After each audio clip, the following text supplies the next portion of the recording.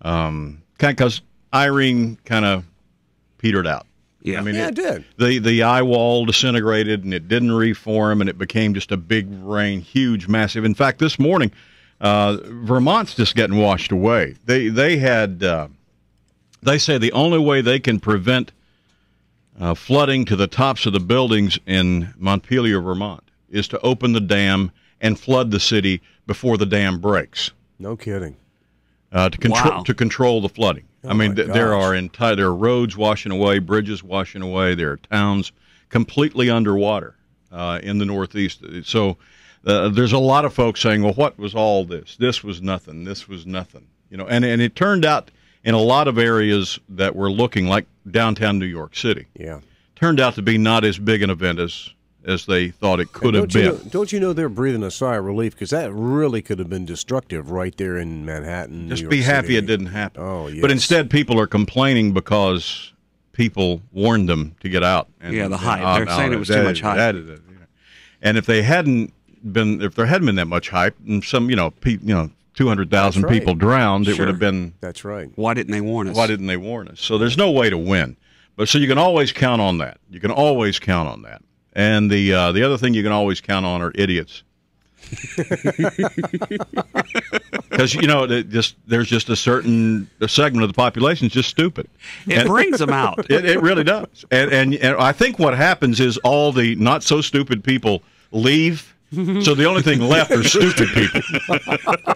And there was a lot of them on display this weekend, wasn't Well, there? I was watching TV quite a bit this weekend. I know that shocks you guys, but I thought a phrase you told me a long time ago: TV cameras attract stupid. They do. They really do. And you saw a bunch of it. Did you behind guys some of these reporters that were trying to talk about Irene and give even starting with Harv Jacobs on Folly Beach the other day, because Harv was down there being all serious. You know how Harv is. Everything's the end of the world.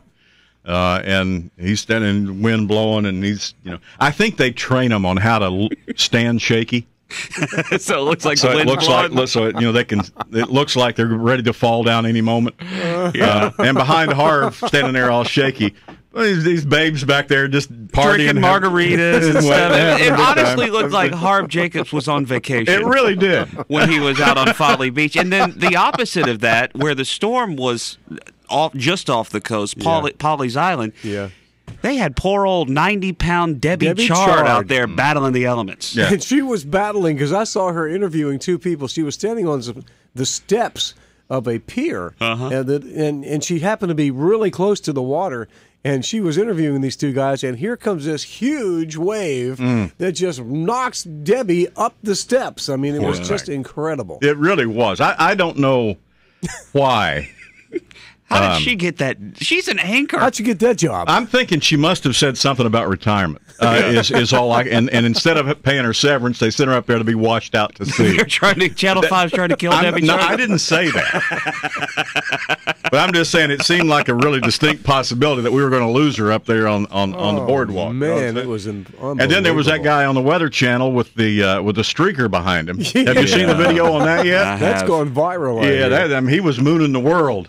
Well, it was this one guy, and he was very serious. He was talking about Eric destruction. Fisher, is who it is. Eric Fisher. And the wind blowing in, and he was in that shot that the Today Show was using all morning on Sunday. I mean, at Virginia Beach or wherever.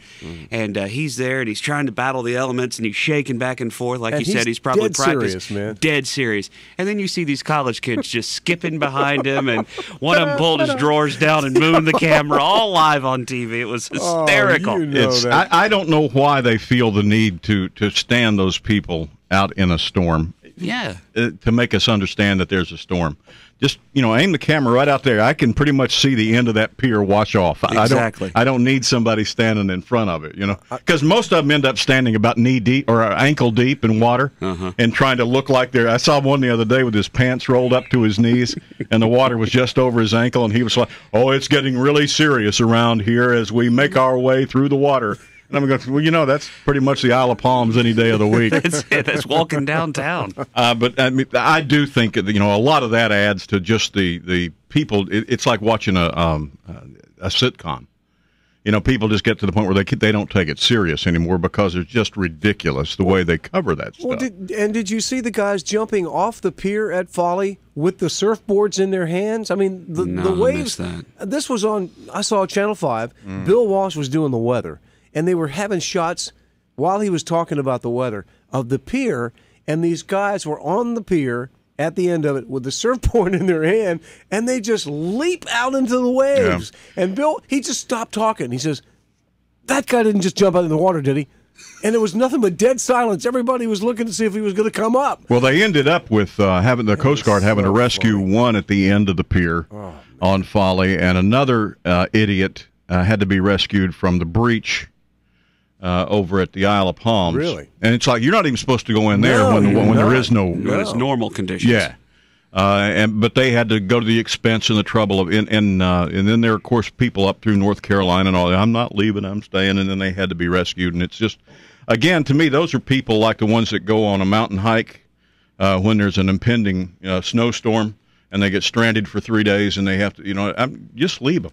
I really absolutely am just over all this. We had to save 5 idiots, kind of just let them go. It just cleans out the bottom of the gene pool. You know what I'm saying? I just don't understand idiots.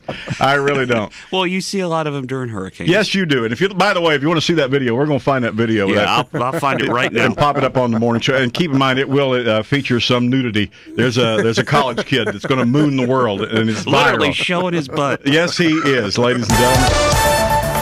Weasel Total Traffic.